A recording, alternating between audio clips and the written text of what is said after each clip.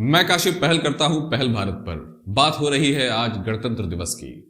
71 साल हो गए हमारे देश को गणतंत्र हुए। ये वो अर्जित गणतंत्र है जिसको हजारों लाखों लोगों ने कुर्बानियां दी हैं, जिसके लिए जाने ऐसे गई हैं। आप अगर उसको किसी भी 1857 से लेकर के जलियांवाला बाग से लेकर के भारत के पार्टीशन में हुए हिंसाओं को अगर याद करें तो आपको पता चलेगा कि हमने कितनी कीमत चुकाई है।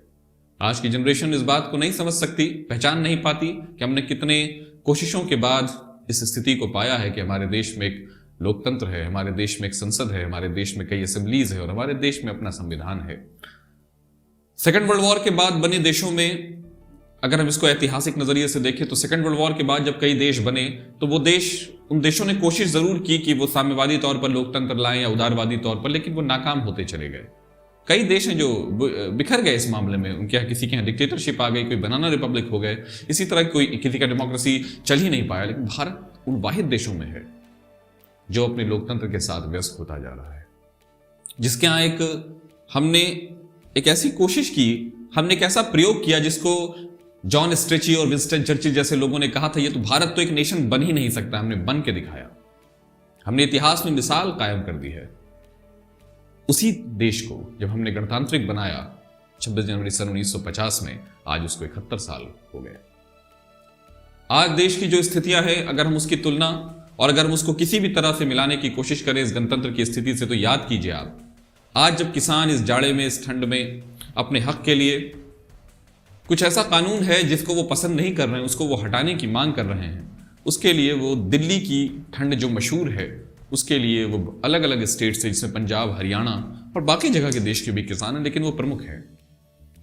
तो आज जबकि एक तरफ झंडा उत्तोलन होगा, राष्ट्रपति भाषण देंगे, स्कूल्स कॉलेजेस सजे होंगे, लॉकडाउन के बाद एक ऐसा सिचुएशन आ रहा है जिसको हम जानते हैं कि वो किस तरह का इंपैक्ट डालने वाली है, उसके बीच वो किसान अपनी उसी मशहूर जो उनकी गाड़ी होती है ट्रैक्टर, उस पर चढ़कर वो दिल्ली में रैली करने वाले हैं। और किसानों से जब कुछ पत्रकारों ने पूछा कि जो आम जनता को तकलीफ होगी आप उस पर क्या बोलना चाहेंगे, तो किसानों ने बहुत ही दिल को पसीज देने वाली बात कही। उन्होंने कहा, हम एक दिन का वक्त मांग लेंगे, हम एक दिन के लिए दिल्ली उनसे मांग लेंगे, हमें उनको परेशान करना नहीं मकसद है, लेकिन चूंकि वो हमारे अन्नदाता हैं, वो हमें खाना देते हैं, इतना हक तो उनका बनता ही है। कभी कभी तो मुझे लगता है कि काश वो शहर दिल्ली ना होकर हमारा पटना होता, हम कितने लकी होते। नहीं है, खैर देश की राजधानी है दिल्ली, वहां भी होना तय है। मैं आपको एक बात बताऊं, आज ये गणतंत्र जब साथ में फ्लैग मार्च होगा और साथ में ट्रैक्टर पर वो किसान चलेंगे जिन्होंने सभ्यता को, मानव सभ्यता को एक जड़ दी है, मानव सभ्यता को बसाया है। सदियां गुजर गई हैं ऐसी मिसालें देखने में, भारत में आ रहा है। मेरी उम्मीद है दोस्तों कि इस तरह जो आज एक बहुत बड़ी लॉबी इन किसानों को, देश में मैं आपको बताता हूं, मैंने कई बार कहा है कि दुनिया में किसानों पर जुल्म हमेशा से बहुत सरकारों ने किया है, बहुत सारी व्यवस्थाओं ने किया है, लेकिन किसानों को गद्दार किसी ने नहीं कहा था। ये पहली बार ये कुछ टटपुंजिए चंद कलम घसीटू कलमकार फेसबुक और ट्विटर पे लिखने लग गए।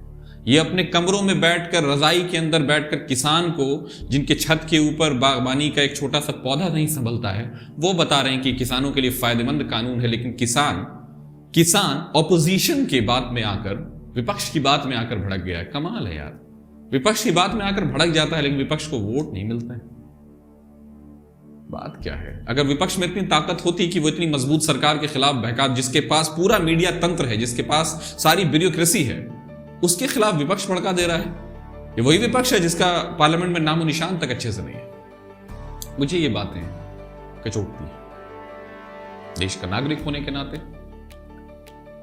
इस आंदोलन का साक्षी होने के नाते और भारत का एक गणतांत्रिक नागरिक है। तो मेरे दोस्तों, मेरी आपसे गुजारिश है कि इस गणतंत्र पर मैं सारी तरह की शुभकामनाओं की आशा करता हूं, लेकिन यह आशा का आधार क्या हो? यह आशा का आधार तो सत्य होना चाहिए ना। किसान बहुत परेशान है।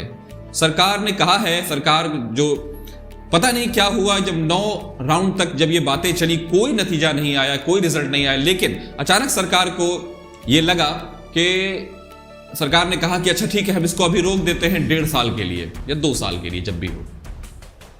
इसमें जो परिवर्तन आया है सरकार में, किसानों का ये कहना है नहीं आप इसको खत्म कीजिए, कहिए कि नहीं हमें ये नहीं लाना है, लेकिन सरकार इतना पीछे हट गई है, ये हमें बताता है कि हम कितने पावरफुल हैं, जनता कितनी ताकतवर होती है एक लोकतंत्र में।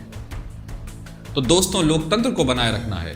अगर लोकतंत्र होगा तो ही सच्चा गणतंत्र होगा, और अगर सच्चा गणतंत्र होगा तो ही लोकतंत्र।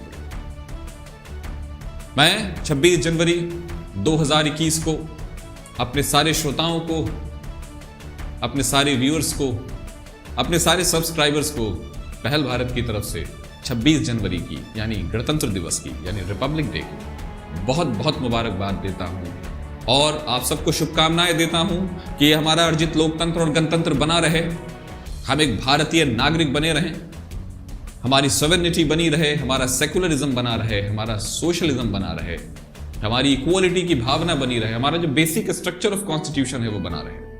ये बहुत जरूरी है दोस्तों, बने रहिए हमारे साथ, हम आपके पास अपडेट्स वगैरह लाते रहेंगे।